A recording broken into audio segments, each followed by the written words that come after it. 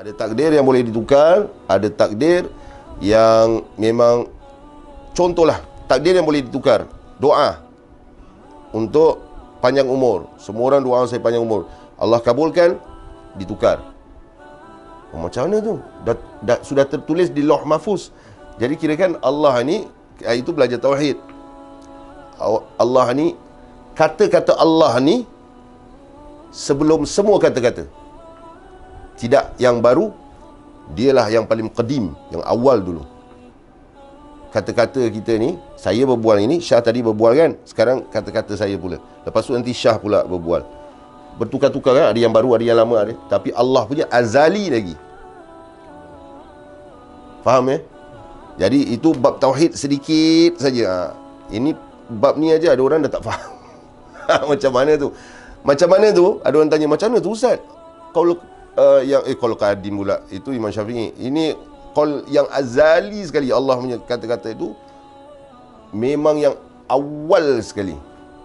Tidak ada yang baru. Semuanya Allah. Jadi macam mana ni Ustaz, saya tidak faham. Begitulah Allah. Nak sampai kepada akal kita, memang kita tidak faham kerjanya. Jadi Allah ni tidak layak dipersoalkan. Okey, satu. Yang kedua, yang tadi yang saya kata, yang tidak diubah, doa untuk meninggal tu, dipanjangkan umur. Jadi takdir dia bertukar. Takdirnya yang lapisan kedua tu, takdir ni saya kasih teori takdir. Takdir yang lapisan kedua ini boleh diubah. Rezeki, bab rezeki apa semua, dengan doa, dengan usaha. Jadi orang doa, berubahlah takdirnya itu. Jadi Allah tidak tahu ke baru Allah buat, dia doa, aku kabulkan. Tidak seperti cerita cerita Jim Carrey apa tu yang God, Bruce Almighty. Bruce Almighty. Bukan macam tu. Kita ni banyak sangat tengok TV, kita kurang belajar tauhid. Jadi ingat, kita doa je Allah kita. Kita punya kadang-kadang kita punya fikiran ni macam kita doa, Allah beri gini. Tangan Allah gitu. Tidak. Jadi ini sudah Allah ubahkan. Tapi yang di Lauh Mahfuz ini memang sudah tetap lagi, confirm kita meninggal bila. Dia macam mana tu Ustaz? Macam mana nak terangkan di Lauh Mahfuz tu, Nabi SAW melarang seseorang itu membicarakan tentang qada dan qadar secara dalam-dalam, kerana syaitan akan masuk. Itu yang banyak orang-orang sesat.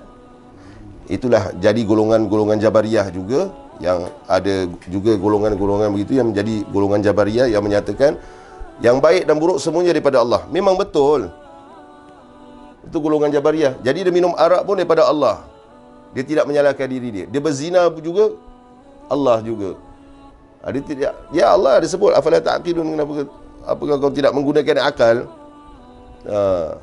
Jadi itu golongan Jabariyah. Kita Ahlus Sunnah wal Jamaah. Itu golongan-golongan sesat. Jadi seperti rezeki. Macam saya sebutlah minggu lepas kan. Kita duduk dalam masjid, kita tidak mau berusaha. Sayyidina Umar marah, seorang lelaki datang. Sayyidina Umar datang di dalam masjid, dia kata, rezeki tidak akan diturunkan begitu saja, kena usaha. Jadi kita duduk di dalam masjid, duduk berzikir-zikir. Rezeki kita tu memang sudah ditetapkan begitu. Rezeki yang lapis kedua ni, takdir yang lapis kedua sudah ditetapkan begitu. Kita duduk di masjid, kita dapat pisang, kita tidak berusaha. Bila kita berusaha, keluar dapat nasi rawan, balik masjid dapat pisang. Jadi hari itu apa saya sebut, dapat dua benda, nasi rawan kerana usaha dan juga pisang. Tapi jikalau kita tidak berusaha, dapat pisang aja lah. Orang datang pisang, kau boleh tahan, kau makanlah pisang hari-hari. Tak payah usaha untuk nasi rawan. Dia faham ya? Jadi sama juga dengan maut juga, ajal maut juga boleh ditunda dengan sedekah, dengan menyambungkan silaturahim. Ini sebab tu perlu kita pelajari, berguru, bukan saja baca buku, kerana akan nanti jadi pening. Kata takdir dah tertulis di Lauh Mahfuz. Bagaimana pula Nabi SAW sebut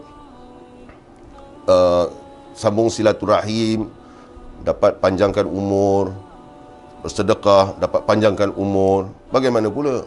Belajarlah. Jangan tanya bagaimana, tapi tidak guna apa-apa. Belajar.